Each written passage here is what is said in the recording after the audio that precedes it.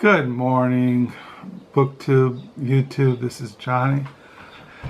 I just got back from a dentist appointment. My dentist appointment I did have was due to the COVID plague back in the spring. I had an appointment, but then everything was shut down. But my wife gave me her dentist appointment for today, and so I had to have my teeth checked. And everything is fine. I do have 2 teeth that are cracking, and I need to get a crown in early of next year. But that's no big deal with me. So I thought my wife is gone this morning having breakfast with a friend. I came home. It is 9:10 in the morning here in West Michigan. It is September the 4th. And yeah, I came home, wrote a little bit in my diary. I'm on page 840 for the year 2020. Before you know it, this year will be over, and then on January the 1st, 2021, I'll be on page 1. So when I got home from... Oh, there's a thing on my cell phone. What is it? A new message. I think the message is that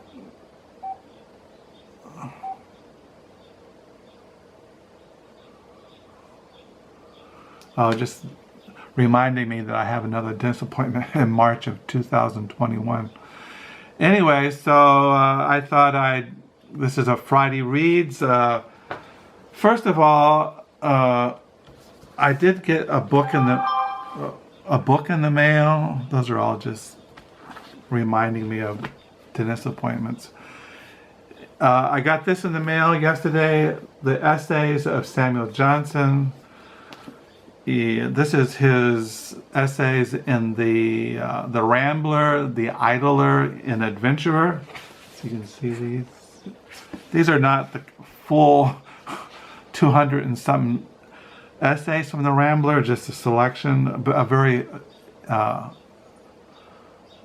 a very extensive selection of those essays from the Rambler, which he wrote from 1750 to 1752, and then he wrote in the Adventurer essays from 1753 to 1754, and then he wrote the Idler 1758 to 1760. Now in those days there were like journals, and he would publish these essays in these like journals, or like, you wouldn't call them magazines necessarily, but every week they came out, and he wrote, I think, an essay twice a week, something like that, maybe once a week. So I got that in the mail. As you all know, I've been steadily plowing through Samuel Johnson, The Life of Samuel Johnson by Boswell. It's getting kind of rough going because I've read over 650 pages, and I still got about 450 to go. But I'm finding it very interesting. I was thinking last night, one thing that keeps me going about Samuel Johnson is that he was a writer. I mean, he was not only a conversationalist, he wrote a dictionary, he wrote travel books, he wrote political pamphlets, he wrote biographies, he wrote essays, he wrote poetry, he wrote sermons, he wrote legal briefs, summaries of parliament speeches. He was a writer, and that's one thing I like reading about him, is that he was a writer, and he was always writing. He kept a diary, he kept a journal, and he wrote down his prayers, he wrote letters. He was always writing.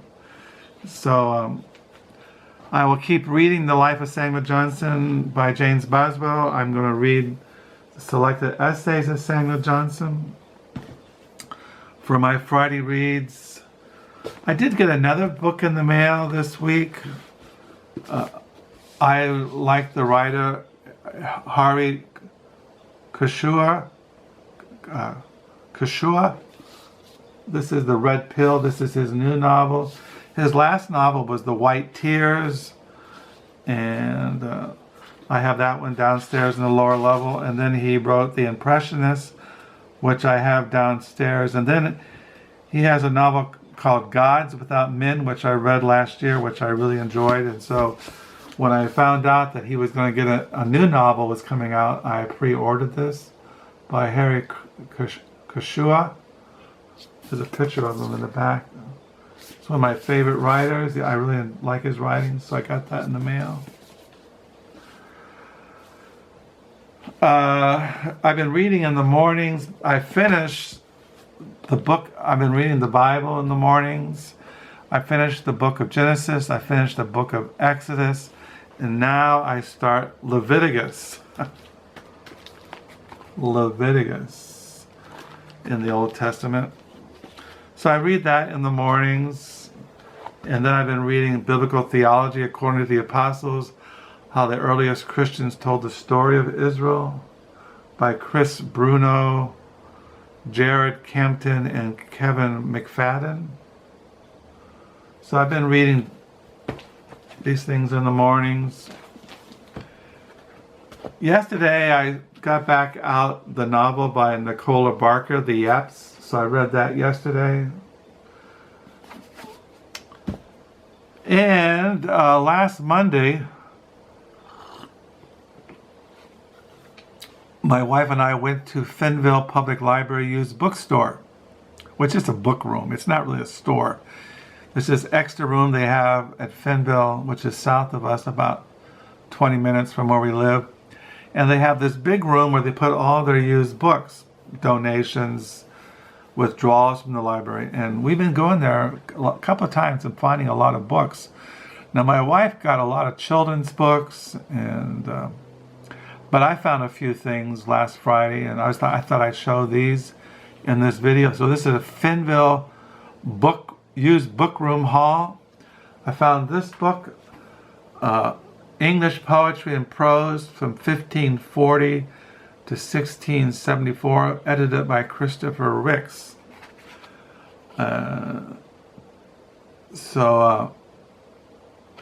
Interesting that the editor, Christopher Ricks,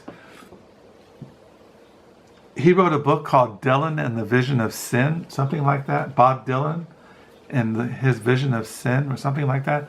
I forgot to bring it up here from the lower level. I've shown in the past my Bob Dylan collection. Now, I'm not a fanatic on Bob Dylan, but I do collect a little bit of Bob Dylan stuff. A lot of it I can't afford, but I got this English Poetry and Prose, 1540, 1674, edited by Christopher Ricks. I collect the Canticle of Leibowitz by Walter M. Miller Jr. I have a couple editions of this. I have two other editions down the lower level. He also he wrote a sequel to this, Saint Leibowitz and the White Horse Woman, which I also have. This is kind of like a cult classic fantasy science fiction, but I really like the cover. And books are only $0.25 at Fennville Public Library. Paperbacks are only $0.25. And then I picked this little book up, The Most Beautiful Walk in the World, a Pedestrian in Paris. It's just a little book on this person named John Baxter, who writes these little popular books on Paris. And this is him walking around Paris and talking about different sites, historical, literary.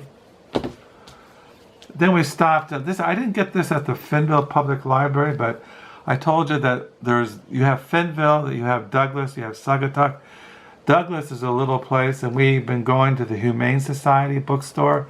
We stopped in Douglas and had lunch after we were in Fennville, and I found this little book of poetry at the Douglas Humane Society thrift store. This is Kenneth Koch, Selected Poems, edited by Ron Padgett. Kenneth Koch is one of the New York poets, along with a different poem. Yeah, the New York School of Poetry. Anyway, it was only like 50 cents. Then I collect at the Fennville Public Library used book room. This is The Sunflower by Christopher B. Hester Jr. This is on the history of the sunflower. One of my favorite flowers are sunflowers. I just like sunflowers, and it's a little history of the sunflower. And I don't know, I like flowers. I take pictures of flowers, and I have it in I planted a wildflower garden in our backyard, which failed this year. The only thing that came up were brown-eyed Susans. But next year, I'm going to start all over. Well, next spring, we're having a landscaping company come and landscape our property. And I talked to them when they came about preparing ground for a wildflower garden. So, I'm going to get it all right. And we've been thinking about having flowers everywhere throughout our property. Trees and new bushes and flowers, and which we want to have native Michigan plants throughout our property. I found this novel by Peterson. He's a Norwegian writer. In the Wake, he also wrote. I had this already, but I wasn't sure if I could find it.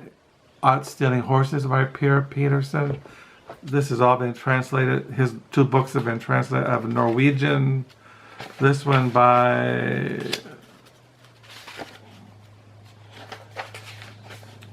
who's this? Oh, I don't know. I can't find it.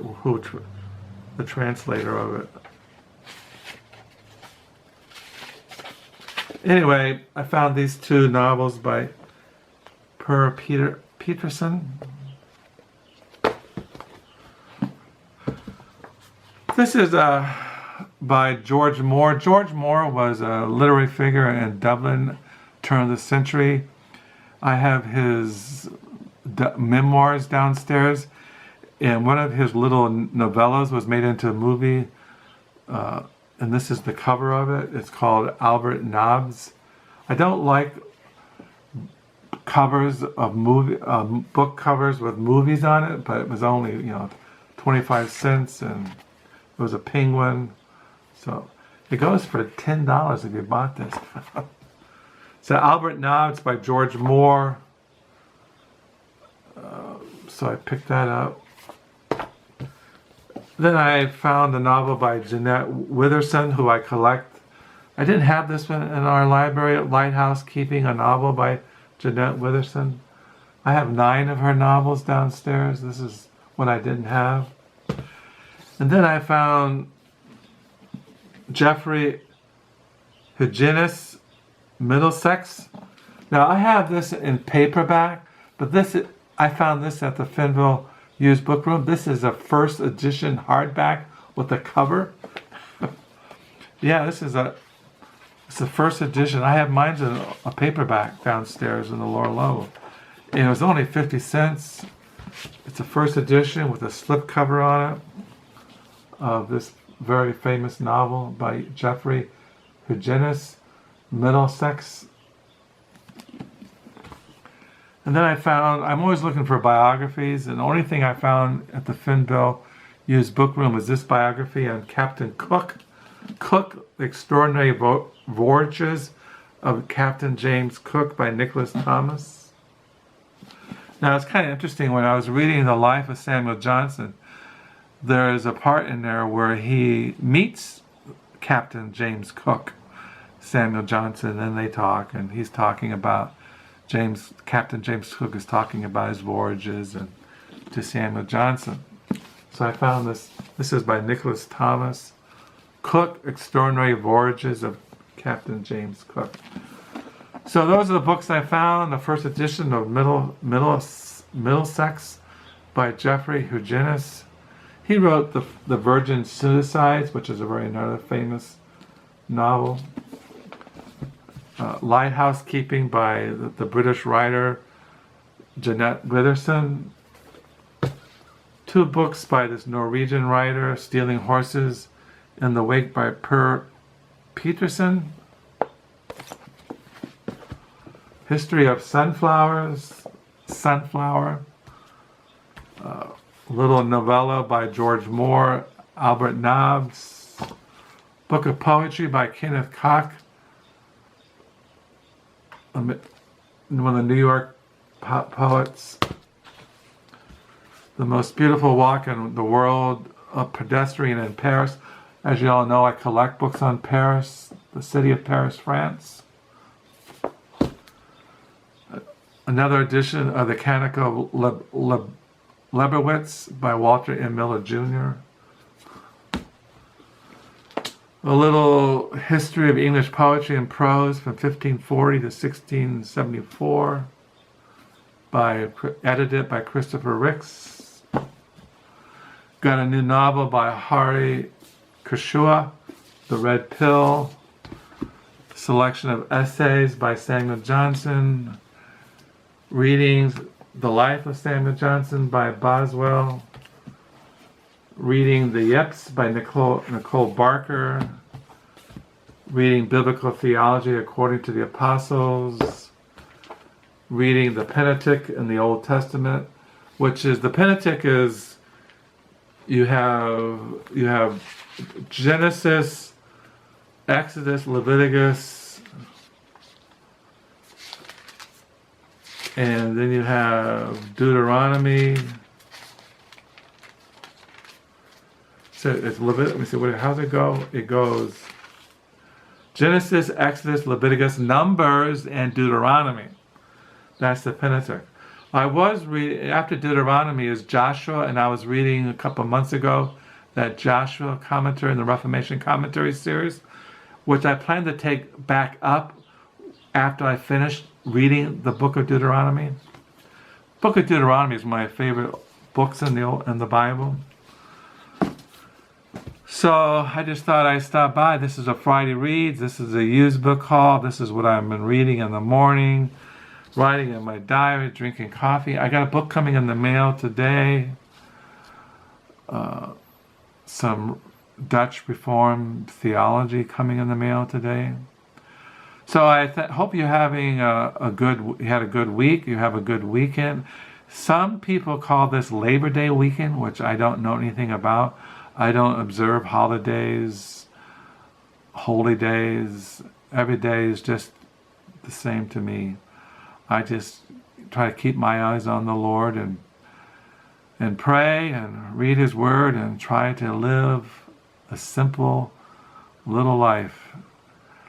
So I thank you for the new subscribers. I thank you for the comments. I hope you're all well, that you're not being attacked by extremists from the right or the left, and that you have a good weekend. If you observe the Labor Day weekend, stay safe. Wear a mask. Don't get contaminated by this plague. And so, I do appreciate all your kind words, your encouragement, I did get 2 negative comments lately, which is, since I'm very insecure and I get kind of freaked and feel kind of like I should just withdraw from the world and stop putting myself out. But I got 50 thumbs up in my last video, even though I made a lot of mistakes and probably came off as a, whatever. Someone said that I'm not a bibliophile. No, I'm not a bibliophile. I mean, to me, I just look at myself as a person who's always loved books since I was a boy.